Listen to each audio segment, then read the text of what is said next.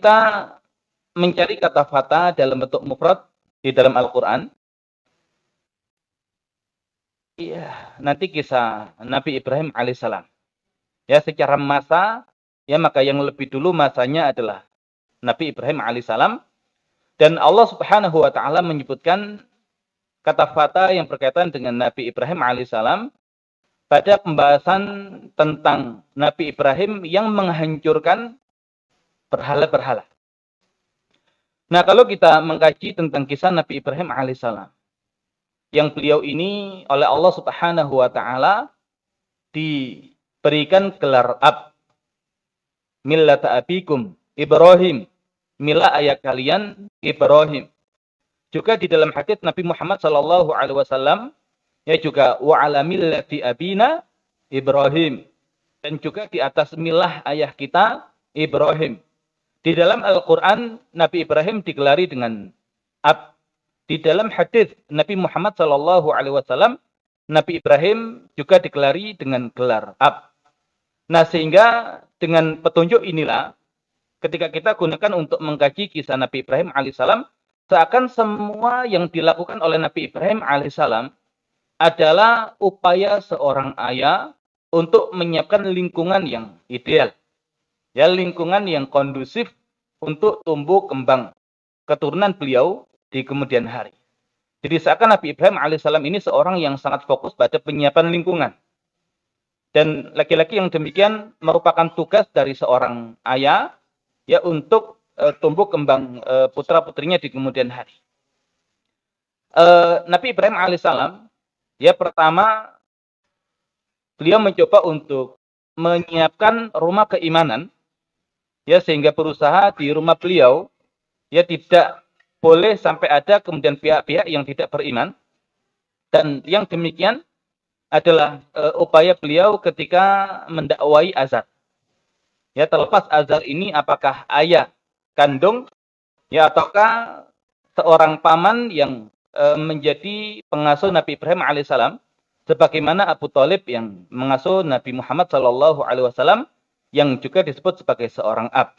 Ya, tapi bukan ayah kandung, tapi lebih kepada ayah yang merawat ya dan mengasuh hingga dewasa. Nah, Nabi Ibrahim di surat Maryam digambarkan oleh Allah Subhanahu wa taala mendakwai ayah beliau agar kemudian ayah beliau ini mendapatkan petunjuk dari Allah Subhanahu wa taala. Pertama, ya memang namanya seorang anak ingin yang terbaik bagi ayahnya ketika ayahnya itu belum mendapatkan petunjuk. Dan yang berikutnya ketika nanti memang Nabi Ibrahim alaihissalam diangkat sebagai seorang nabi, maka kewajiban nabi dan rasul adalah mendakwai kaumnya, yang termasuk di dalamnya adalah keluarganya. Dan yang berikutnya ketika Nabi Ibrahim adalah seorang sosok ayah, maka mencoba untuk menyiapkan lingkungan yang terbaik bagi keturunan beliau di kemudian hari. Dan lingkungan yang paling kecil ya adalah berkaitan dengan rumah. Ya, maka Nabi Ibrahim mendakwai sang ayah walaupun ujungnya adalah ayahnya tidak beriman. Nah, maka ketika ada anggota keluarga yang tidak beriman, ya maka kalau dikaitkan dengan konsep yang ada pada Nabi Nuh alaihissalam, di mana istri beliau adalah seorang wanita yang tidak beriman, namun Nabi Nuh alaihissalam masih berhasil. Putranya adalah orang-orang beriman yang tidak beriman, dan itu sebabnya adalah lingkungan yang tidak baik, dan dia bergaul dengan teman-teman yang tidak baik. Maka Nabi Nuh alaihissalam mengajak putranya untuk masuk ke dalam kapal. Ya bunayyarkam ma'ana wala takum ma'al kafirin. Wahai putraku, masuk bersama kami, naiklah kapal, dan jangan bersama orang-orang kafir. Jadi penyebab kekafiran putra yang satu ini adalah ketika di rumah ada keluarga yang bertemannya juga dengan orang-orang yang kafir. Nah, maka Nabi Ibrahim tidak mau ketika di rumahnya itu ada seorang yang masih tidak beriman, yaitu Azar. Kemudian nanti di luar, ya di lingkungan yang lebih luas lagi, beriman. Ya, yang kita kenal dengan menggunakan pendekatan benda-benda angkasa. Ya, ketika melihat planet, Kemudian Nabi Ibrahim bertanya, apakah ini Rabbku? Ketika melihat bulan, ya di saat purnama juga bertanya, apakah ini Rabbku? Dan ketika melihat matahari yang terbit juga bertanya, apakah ini Rabbku? Yang ujung dari dialog itu melepaskan diri dari kesyirikan. Nah, maka ketika kaumnya ini tidak beriman, maka pilihannya adalah mendakwahi penguasa atau raja. Diharapkan kalau penguasa atau rajanya ini beriman, ya maka pengikutnya pun akan beriman, rakyatnya pun akan beriman. Dan itu Allah Subhanahu wa taala kisahkan di dalam surat Nabi Ibrahim dengan raja yang tidak beriman yang bahkan mengklaim yang bisa menghidupkan dan yang bisa mematikan. Walaupun ketika Nabi Ibrahim menantang apakah matahari terbit dari barat dan terbenam di timur, fabuhital ladzi kafar. Ya maka ya tidak bisa memenuhi apa yang diminta oleh Nabi Ibrahim alaihissalam. Pun akhirnya tidak beriman. Maka pilihan terakhir Nabi dalam menghancurkan berhala-berhala, kalau kemudian berhala-berhalanya dihancurkan, mereka sadar ya berhala-berhala ini benda mati yang tidak layak untuk dijadikan. Ya maka kita tahu kisah ketika sudah dekat dengan waktu perayaan hari raya mereka, yang Nabi Ibrahim kemudian diminta, tapi beliau mengatakan ini sakim. Sesungguhnya aku dalam keadaan sakit. Ya bukan sakit secara fisik, tapi sakit perasaannya. Dan justru kemudian larut di dalam kekufuran dan kejahilian. Maka di situ akhirnya diputuskan Nabi Ibrahim pergi kepada mereka, ke kuil mereka, dengan menghancurkan berhala-berhala itu dan menyisakan berhala yang paling besar. Ya, sehingga nanti ketika ditanya oleh kaumnya, ya beliau mengatakan, fa'alahu kabiruhum hadza fas'aluhum in kanu yantiqun. Yang melakukan itu adalah bukan patung yang besar ini. Maka tanyakan mereka, yaitu makhluk yang bisa berbicara. Nah, sebelum kemudian Nabi Ibrahim disidang oleh kaumnya, maka di antara mereka dan ada qalu sami'na fatan yadhkuruhum yuqalu lahu Ibrahim. Kami mendengar ada seorang pemuda yang suka mencela berhala-berhala itu, namanya adalah Ibrahim. Ya, maka dari situ kemudian Nabi Ibrahim dibawa dan disidang ya di hadapan para. Nabi Ibrahim hanya mengatakan fa'alahu kabirum hadza fas'aluhum in kanu yantiqun. Yang besar itu adalah bukan berhala yang besar, tapi adalah jempol beliau yang merupakan jari terbesar, karena beliau menghancurkan berhala-berhala itu dengan satu tangan, yaitu darban bil yamin, pukulan dengan tangan kanan. Dan yang paling kanan itu nanti adalah jempol, ya kan, dia jari yang paling besar. Ya, jadi fa'alahum hadza fas'aluhum in kanu yantiqun. Jadi yang melakukan adalah yang besar ini, walaupun mereka mengira itu adalah patung yang hancur itu. Seandainya yang dimaksud oleh Nabi Ibrahim adalah patung yang besar, maka harusnya pertanyaannya fas'aluhu.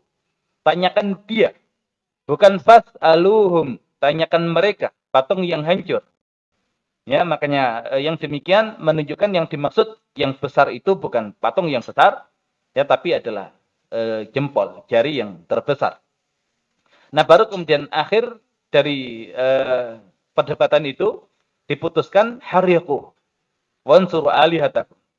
Bakar Ibrahim dan tolonglah Tuhan-Tuhan kalian. Dan ini kaum yang kemudian tidak beriman, betapa bodohnya dan dangkalnya cara berpikir mereka dengan mengatakan tolonglah Tuhan yang menolong.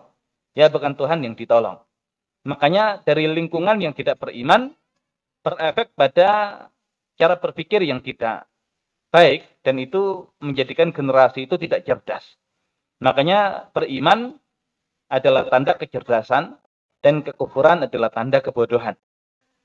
Nah, yang jadi perhatian kita adalah kata fata yang dilontarkan oleh kaumnya. Fa'alahu qalu sami'na fatan.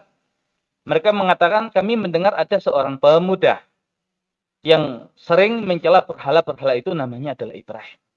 Nah, jadi dari keterangan kaumnya itu Nabi Ibrahim ketika itu usianya adalah fata. Ya, usianya adalah pemuda. Walaupun ada dua kemungkinan. Pertama, fata dalam artian sudah dewasa tapi masih dianggap anak ingusan. Atau memang secara usia Nabi Ibrahim adalah, namun dari sini bisa kita ambil tentang pelajaran ketika sebuah masyarakat itu rusak. Ya, maka yang punya semangat untuk memperbaiki masyarakatnya, ya adalah pemuda.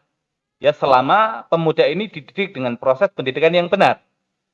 Ya, sehingga ketika masyarakatnya sudah jatuh dalam kesyirikan, maka yang sampai merasa sakit, ya ini sakim, dengan kondisi pemuda, ya punya kepekaan yang luar biasa, dan dalam hal ini ya adalah sosok Nabi Ibrahim alaihissalam. Nah, kalau kemudian kita lihat sosok Nabi Ibrahim alaihissalam, ini nanti ada pelajaran yang lain. Ya, di mana untuk Nabi Ibrahim alaihissalam, kalau kemudian kita ambil pendapat yang rojih, bahwasanya Azar itu adalah pamannya, dan Azar itu adalah seorang pembuat patung, ya pembuat berhala. Tapi kok bisa seorang anak yang dididik oleh pembuat patung, ya oleh pembuat berhala, justru kemudian menjadi seorang yang beriman dan bahkan menjadi nabi dari Allah Subhanahu wa taala. Yang demikian adalah berkat usaha maksimal kedua orang tua Nabi Ibrahim alaihissalam. Ya, pelajarannya apa? Adalah orang tua diminta oleh Allah Subhanahu wa taala mendidik secara maksimal anak keturunannya. Perkara nanti kok kemudian Allah takdirkan orang tuanya itu bahkan meninggal, tidak bisa mengawal pendidikan anak-anaknya, maka yang jaga adalah. Jadi contoh Nabi Ibrahim alaihissalam ini adalah seorang yang ketika kedua orang tuanya meninggal, maka yang jaga adalah Allah Subhanahu wa taala. Dan ini menjadi pelajaran yang kemudian bisa kita ambil. Nah, sehingga beliau dengan penjagaan dari Allah Subhanahu wa taala di usia muda tetap pada kebaikan, tetap pada keimanan, tetap ketika masyarakatnya rusak, pikirkan bagaimana mengembalikan kaumnya ini menjadi masyarakat yang bertauhid, yang hanya beribadah dan menyembah Allah Subhanahu wa taala. Nah, ending dari itu semua adalah Nabi Ibrahim dibakar dan Allah Subhanahu wa taala jadikan api yang membakar Nabi Ibrahim alaihissalam itu menjadi api yang dingin dan keselamatan. Qulna ya narukuni barda wa salaman ala Ibrahim. Kami katakan, wahai api, jadilah kamu dingin dan keselamatan bagi Ibrahim. Nah, hingga akhirnya kemudian Nabi Ibrahim merasa tempat yang beliau tinggali saat ini menjadi tempat yang sudah tidak kondusif untuk tumbuh kembang anak di kemudian hari. Kenapa? Di rumah ada keluarga yang tidak beriman. Kemudian yang tidak beriman dan tidak beriman.